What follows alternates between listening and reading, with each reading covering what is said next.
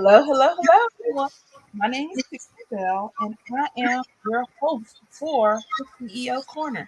All right, so every week we have an opportunity to interview some of our fabulous authors from our Affirmations for Woman on a Mission journal. And so today we have a really great guest that's here and ready to present to you all. But before we get into that, let me just tell you a little bit about the journal, just in case it's your first time tuning in and you've not heard much about it.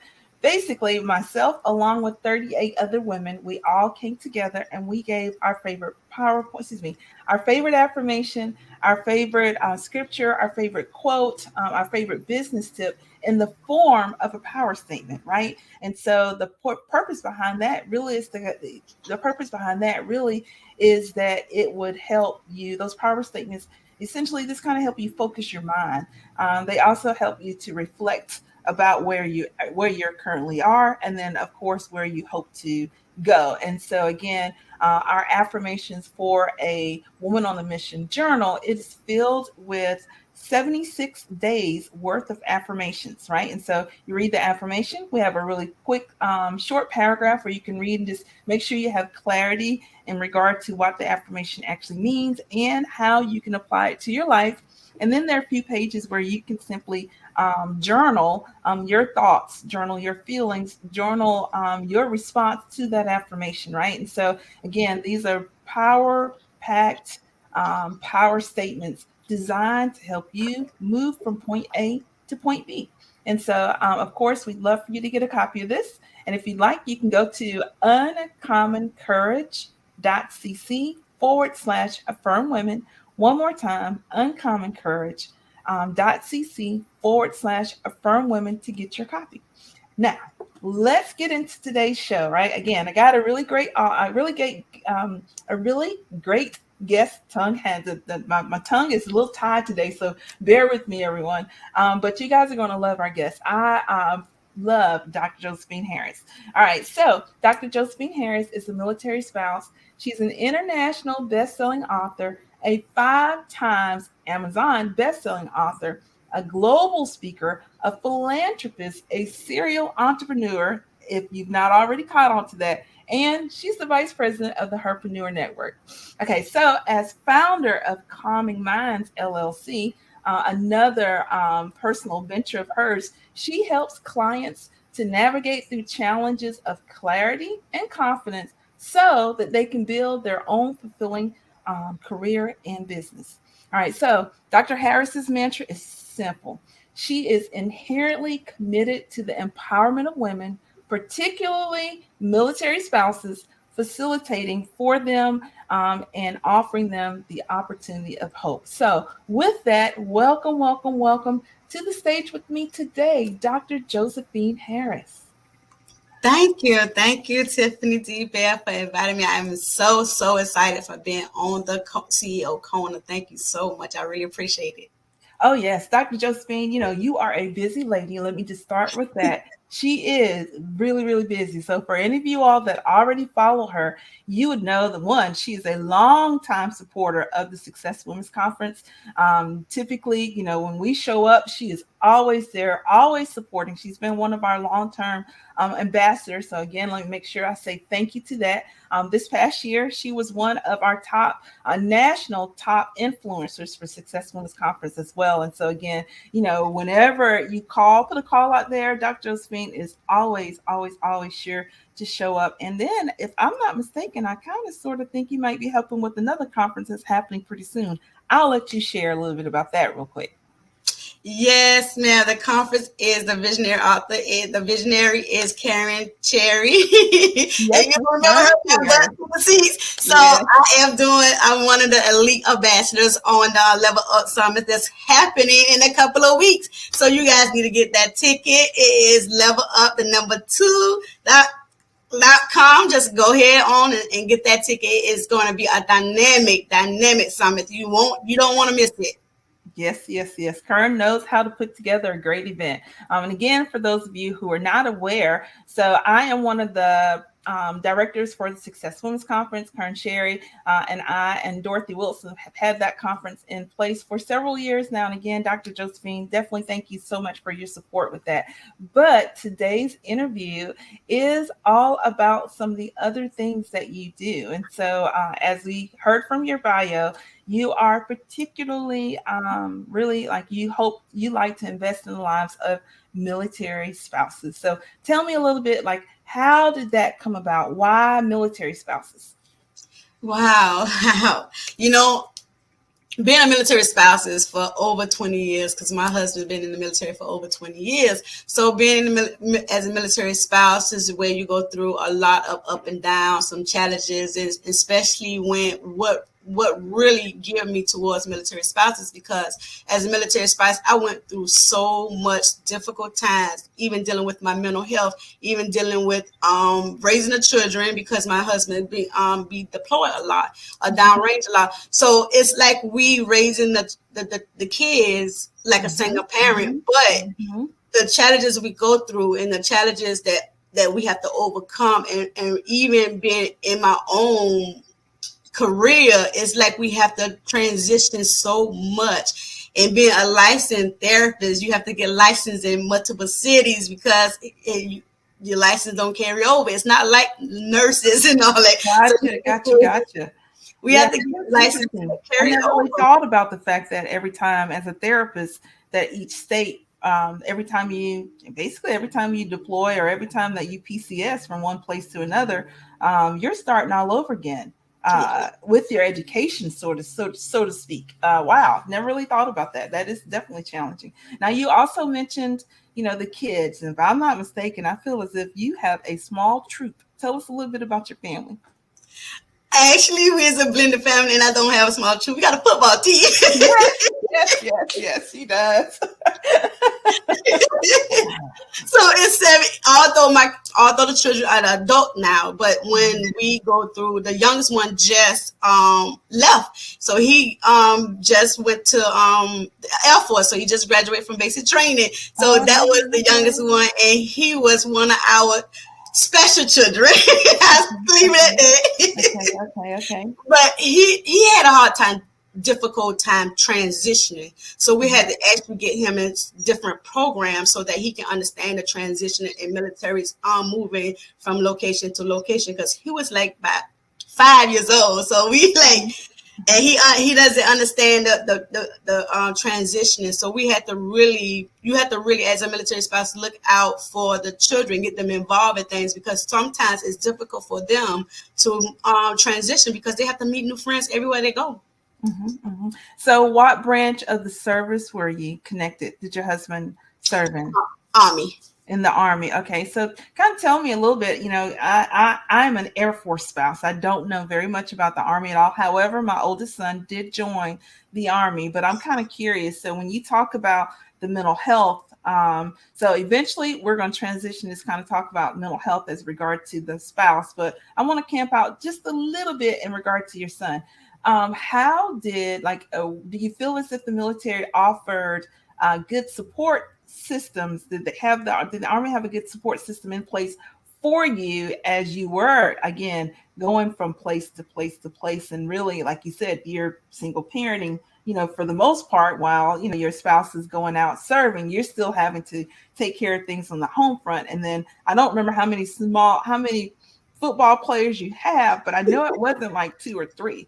How did they help to support you, in your various duty stations, and then help you in regard to what services do they provide to help your children to make that transition, especially in regard to having to start all over again mentally? I know that is stressful for me as an adult. I can imagine that as far as what a child has to go through. Well, with the Army, I'm gonna say the reason why I went into the field of helping military spouses as well as being a mental health professional is because of the stimulus on people that look like me has a difficult of getting the help that they need, as well as sometimes as parents, we don't think children are stressed out or have different mental health issues, and we always say, "Okay, we're going to pray about it and keep it moving." But in the world of our kind and people that look like me, we all have mental health issues that we have to deal with, and we go through things that we need coping skills. And with the military, during that time, they didn't really have um different really have systems in place for children at that age level. And with that, when I say that age level, it's difficult of finding the right techniques, the right skills, the right resources for children under the age of 12. Okay, gotcha. And so, how many years has it been since you guys have retired? Are you guys still in the military? We still in the military. You're still in. Okay. Wow.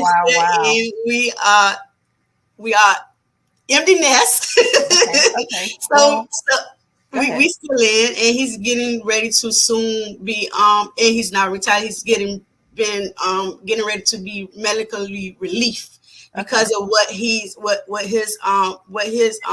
diagnosis is and what his physical and mental condition is. So he's getting ready to be medically relief. Okay, all right. But it's a difficult time as being a military spouse and dealing with children, especially if your children have mental health issues. Like 2 of them have ADHD, so you have to get the services that are geared towards ADHD, and sometimes the military don't have them services at certain duty station.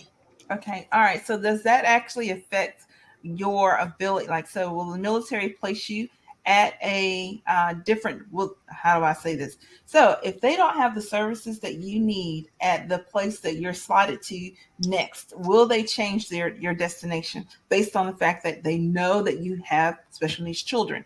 So with that being documented, does that mean you would not be able to serve at certain duty stations? And that is correct. At certain duty station, certain duty station have services for certain children with mental illness or even special need kids. So you have to have a EFMP, which is called Family Readiness Plan. Okay. So with that, they help you to navigate through different resources for children with special needs, for children with mental health. And if that base do not cater to that particular need of the child, then my husband probably would not get stationed there, or he probably would have had to get stationed where the needs of the child is met. Okay, gotcha. Now, would you say, based on the length of time that you guys are in there, so you're saying if he's about to step away, I imagine if you've not already hit your 20-year mark, then you're right on the cusp of hitting your 20-year mark. Since you guys initially came in and you recognize the need for, extra ancillary support services, would you say that things have improved? Do you feel like the military has better resources, stronger relationships with communities that they're in, so that when spouses do come, when families do come on board, that they're able to better service them? Do you see a difference between now than versus when you first came into the military? And if so, and how? It has revolved. It has tremendously revolved with dealing with military children and the special needs, even with they got programs for children that's been abused, assault abuse. Okay. So which is called the ACE program. So it did have evolved over time. It has got better. The resources had even got better as well. Even implementing younger military spouses into it, they even have classes for military spouses now. So they give you the version of being a military spouse. This is what all military your soldier member go through. What do you need to move forward? What kind of education you have? They have all these in places now. So it has evolved and got better with a lot of things with the military spouses. Okay, all right. So I know that you have your own practice that again is geared towards military spouses. How did you, again, moving from place to place to place, like how are you able to even to kind of get started with that, and what challenges did you face? Well, moving from base to base, moving from location to location was the very fascinating thing about it is that you can do online. Okay. So you can do virtual. So most of my business was doing a lot of virtual. So I do virtual therapy, I do virtual coaching, I do virtual mentor. So most of it was mostly virtual. And I also do international. So that's the very good thing about it. So Okay. it's virtual, but when he's getting ready to maybe get out, then I'm gonna set it up. I'm gonna set it in person on ground. So that's the good thing about it. But the downfall about it is even though I practice online, I still have to have my license in the state that I see clients in. Okay. So actually it has got better because now the military will pay for the military spouse's licensure. Back then they didn't. You had to come out your pockets. So it has gotten better that they will give you incentive of paying for your licensure or paying for certificates, even give you some degree that they'll pay for your education if you want to move forward in getting continuing education. So it has grown. Okay, all right, very good. I'm glad to hear that. That is definitely a plus. So now let's just talk just a little bit more about your own personal struggle where as a spouse and finding the help that you need. Just give us a little bit more feed, get a little bit of more of the behind the scenes on your struggles that actually led to you that said, hey, you know what, because I have dealt with this, I'm going to go into this particular vein in regard to my career and small business so that I can help other women. Wow, let me tell you, I had my personal struggle is with my husband didn't been in a lot of good units. Okay. So they thrive on family, and they say family, but it's not really geared towards family, it's geared towards the mission. So my struggle is that we didn't really have the support that we needed or we should have. And it's because of his rank. So they said that we could have figured it out because of his rank. So we really didn't get the support that we really need. Like, for example, when we first got to Korea, I'm English. I don't speak Korean. So when we first got there, and we went through a whole lot of challenges because when we got there, we couldn't. They just put us on the side of the road and say, figure it out. So we had to figure it out with 3 kids. During that time, we had 3 kids during that time, the 3 youngest one, and we had my grandson as well because his mom is in the Navy now. So we had to really figure it out. I had to figure out the schools they're going to go to. I had to figure out what doctor they have to go to. I had to really figure out where we want to live. So it's like was in this. His unit just gave him 100 won, which was $100. So we had to go find a hotel room that was less than $100, and we all cramped up in this room in Korea because they didn't take the time. They knew we was coming. They didn't take the time to have the resources there when we got there. So that really led me into doing what I need to do so that those military spouses, some of the military spouses wouldn't go through the same thing I went through as a military spouse, and even with the family. Wow. Okay. And so in dealing with things like that, again, like how were you able to begin to start your practice? Wow. I began to start my practice. Actually, I do a lot of research. So I had mentors along the way. So I make sure you get mentors because you cannot do it by yourself. You cannot do it by yourself. I had my pastor, and one thing I can say that for me, I have to pray and ask God for direction. So that's what I did. So I asked God for direction. I had this vision, like, okay, I want to help dealing with mental health, dealing with military spouses, dealing with women, so I can empower them that just because you're a military spouse don't mean it stops there. So you can open up your own business. You can have that fulfillment career, but you have to be a go-getter. So I was one of them go-getters, and I was like, I'm gonna research this. I like, okay, I don't have enough money for this. So the military, they say they gonna pay for this. So I researched a lot of stuff, and I went to the resources like the military. They give you AER loans and AER scholarships for military spouses to even start your own business. So that's what I did. Okay. Oh, wow. I did not realize that. You're the first person I've ever heard mention opportunities to start your business, to start a business as a military spouse, and the military supports it. That's a big deal. That and I live in the military community. So here, on the Mississippi Gulf Coast, there is an Air Force base, there's a CV base. There's actually all six branches of the military are represented here. I live just down the street and around the corner from, and Air National Guard and the Air Reserve Base. So, like again, every branch. Honestly, NASA is just down the street. Every branch of the service is here, and I've never heard anybody mention that. That's a great tool. That's a great resource, a great opportunity. Because I have a book called The 5 Resources That Every Military Spouse Should Have, and it lists from different resources that military spouses can get to start their own business or for have a fulfillment career. They got scholarships in there for Air Force, Navy, Marine. It's a whole list of things. They call the 5 resources of every military spouse should know. And it's on my website, so you can go on my website. It's also on my Instagram page as well. So it's got a whole lot of what the military from different branches provide military spouses to start their own business or to get certifications, go to school and stuff like that. Okay, I love that. So at the end of the show, I want to make sure we circle back around to that so that people know exactly where to go, because that's a great resource. I need that. I would love to be able to get my hands on that and learn into it, but lean into it. But one of the things that you just said, which kind of takes us here, into the affirmation journal, is that basically your mentor, your pastor, that he and I guess other people really kind of encourage you to, begin to make your next steps, right? And that you need to have faith.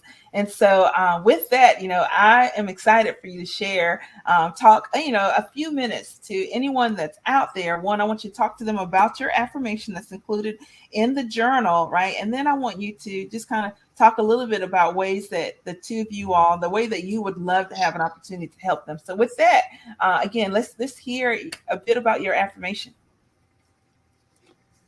Well, one of my affirmation is I have focused faith. And that's when I start in faith, I stay in faith, I finish in faith. Therefore, I have faith in my ability to achieve greatness. And what I mean by that, what I start off with that and what helps me to that is the Proverbs 4:25-27. And it said, keep looking straight ahead without turning aside. Know where you headed and you will stay on solid ground. Don't make a mistake by turning to the right or to the left. So with that Proverbs 4:27, 4:25-27, that helped me to even have stronger faith in what I do. Put God in all my personal and my professional business. So when I say keeping my faith, I'm standing my faith. When I say started in faith, that means I'm going to trust and believe that I have to remember that I am the primary soul of my journey, and God give me this journey to be my earthly journey so that he can help me so that I can love and have the joy of what I love doing and passion. So God want me to look straight ahead and do not turn from side to side, because he give you that vision that nobody else could have but your vision. And when I say stay in faith has me grounded as a military spouse as well as a mental health professional. And stand and keeping my faith requires me to love and true and committed to the word, so that whatever I'm keeping it's going to stay. My faith is going to stay up. It's going to be focused on what God has for me and keep moving forward. And when I mean finish in faith, this is the most thing that I love the best is I'm always going to finish in faith. I'm going to surround myself with like-minded people. I'm going to surround myself with people that motivate me, people that encourage me, people that I'm going to persevere through the race, even though I'm going to fix my eyes on him. So I know that God is the pioneer and the perfiner of my faith. So the goal is to finish strong no matter what you do. You have to have that focused faith, and that focused faith is going to take you throughout your time of your passion. Because when you have that focused faith with God, God will give you that vision. All you got to do is focus your faith on God.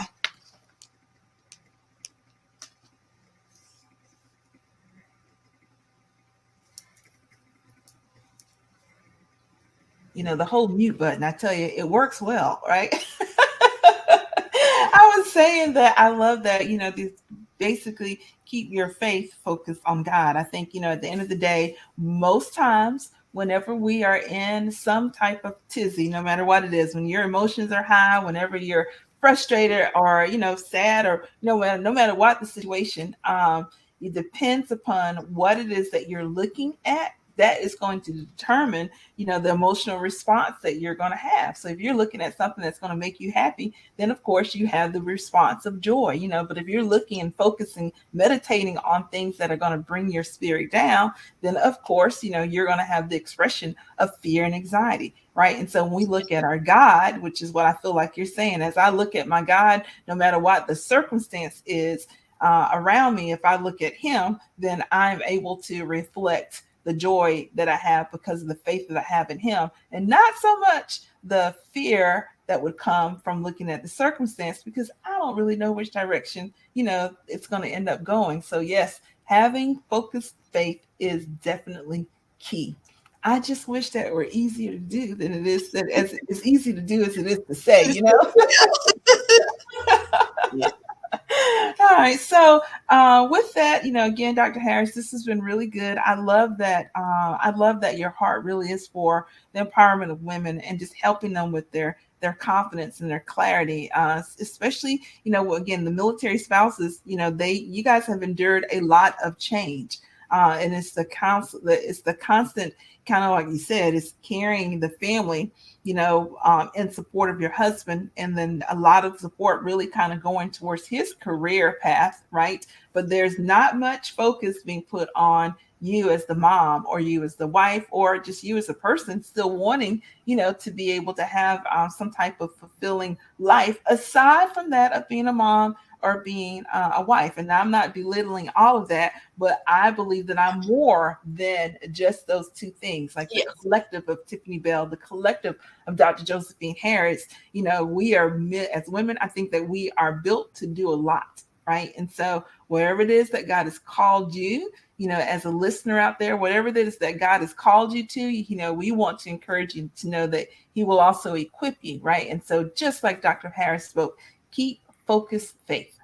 Understand the faith goes like that. We get it, like you're human, you have permission, right? But as best as you can, you bring it back to the center, right? You bring it back to the one that matters, and he will carry you through. So with that, Dr. Harris, I would love for you to tell our audience, one, where they can find your the tool that you mentioned, the book that you mentioned earlier that has the resources for military spouses, as well. If you have anything coming up that you want to announce, if you want people to get on board with you, how can they connect with you?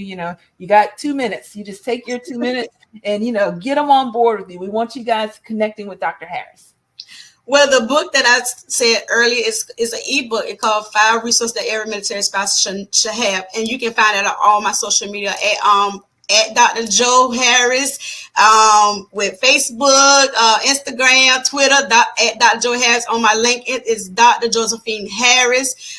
You can also go on my website called www.commonmindsllc.com as well. So I'm all on social media. What's coming up for me next? I'm working on a book that I'm about to write, and it's going to call It's called Seven Mindset That Will Change Your Life. So I'm gonna be writing on that, about the book, my experience, how my mindset has changed and has shifted towards where I'm at now. Okay.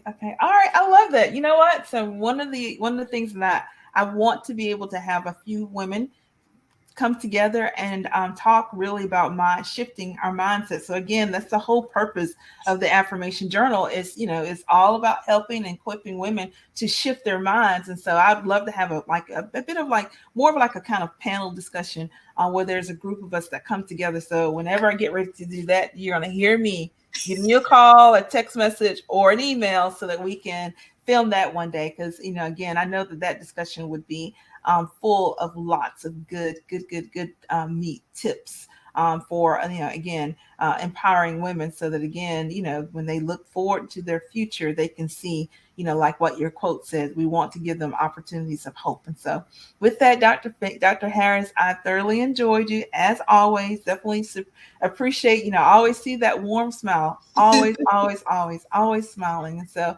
with that, ladies and gentlemen, thank you again for tuning in. Again, Dr. Harris, you've been awesome. This is the latest episode of the CEO Corner. I look forward to connecting with you again next week. This is Tiffany Bell, and